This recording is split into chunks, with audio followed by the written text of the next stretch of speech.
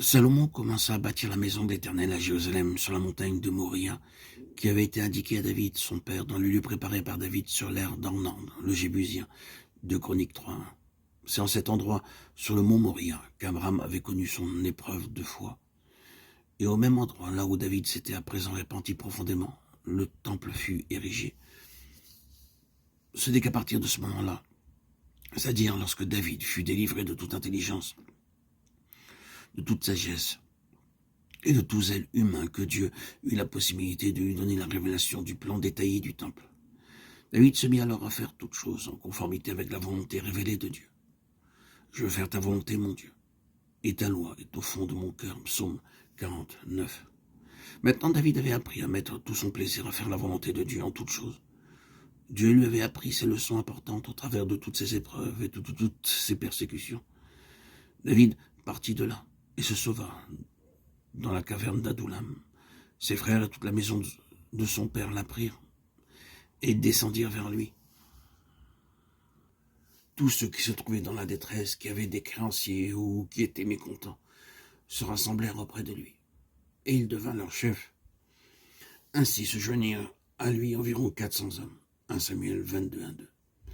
Imaginez-vous 400 personnes en difficulté, ce qui n'est pas un petit nombre, et tous étaient là, cachés dans cette caverne, laquelle était entourée, assiégée par les soldats du roi Saül. David ne disposait que de 400 hommes. Il n'avait pas d'argent, il ne pouvait sortir de la caverne, et personne ne pouvait entrer vers eux. C'est à ce moment-là que David écrivit les psaumes 34 et 108.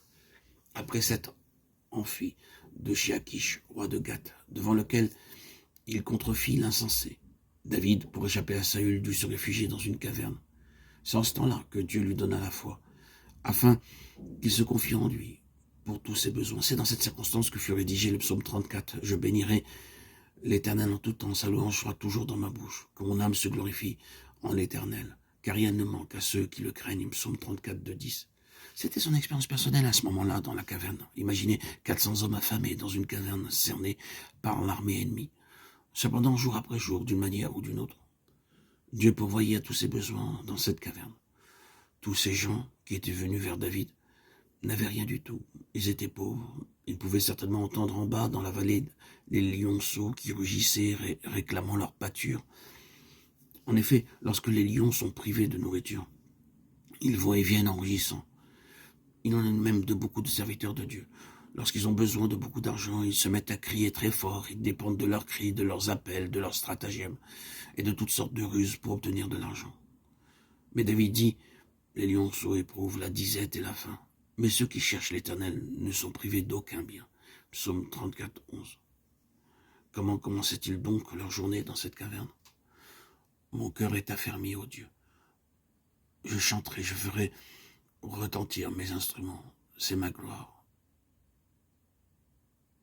Élève-toi sur les cieux, ô Dieu, et que ta gloire soit sur toute la terre. Psaume 108, 1, 6.